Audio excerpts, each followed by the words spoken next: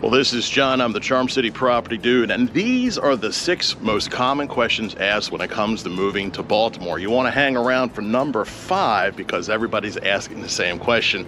Go ahead and hit that like and subscribe button, and we're going to get to it right now.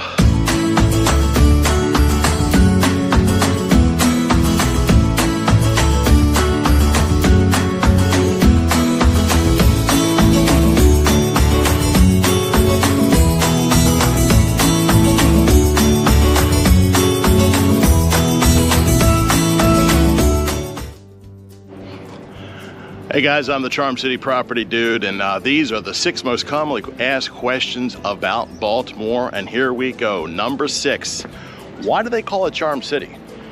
Well, Baltimore City has been known to come up with a lot of themed ideas when it comes to promoting tourism in the city, and back in the 70s, somebody had the bright idea of calling this Charm City, probably back when crime and the city of brotherly love was already taken and crime was up and people would rather punch you in the head than have a beer with you. But Baltimore's always been the same. We love each other, we hate each other. We love each other on Monday, we hate each other on Friday. We punch each other on Friday and then we go grab a beer. So it's like the city, Charm City, and that's why I'm called the Charm City Property Dude. And number 5, why do they call the Ravens the Ravens? Well, as you know, the Ravens were the Cleveland Browns, and they had moved in from Cleveland, and they took a poll with the Baltimore Sun, which is the local newspaper here. Out of 31,000 votes, 21,000 said, hey, let's make the name of the team the Ravens, which then stuck. Ravens, as you happen to know, is a direct reference to Edgar Allan Poe, whose house is located right off of downtown Baltimore there. So that's why they call it the Ravens. And of course, just like Baltimore style, they get the toughest and meanest football players, and they call it Smash Mouth football. So that's why they call it the Ravens. On to number 4. Why is there a curfew for anybody under 16 in Baltimore? Well, as you happen to know, that most of us older guys, our generation was raised by the street light. When the street lights came on, you had better be in the house. Well, what they found is a lot of the perpetrators of the violent crimes here in Baltimore City, crimes happen after 11 p.m. and it's usually by those folks that were between 16 and 14. So they made a curfew. They also wanted the parents to take a little responsibility and keep their children inside the house. It works. It's 10 p.m. Do you know where your kids are? Number 3, why does Baltimore hate Washington, D.C. so much? I don't think it's really hate.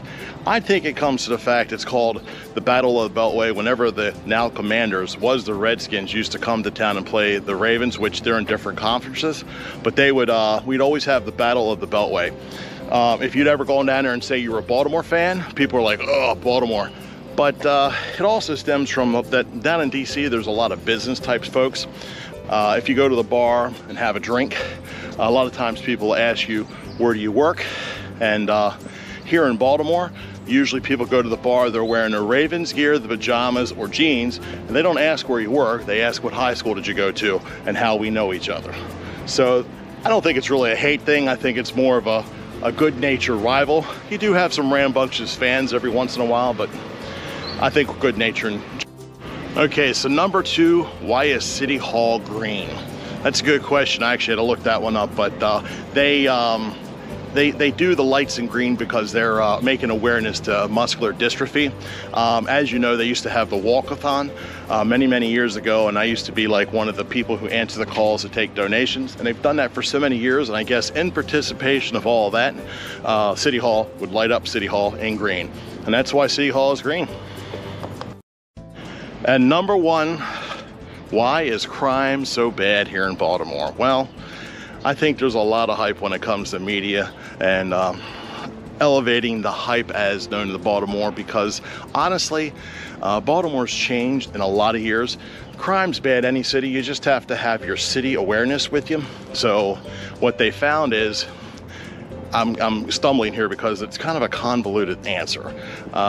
Between bad policing, bad policies, and non-enforcement of certain laws, certain areas of the city are still experiencing violence.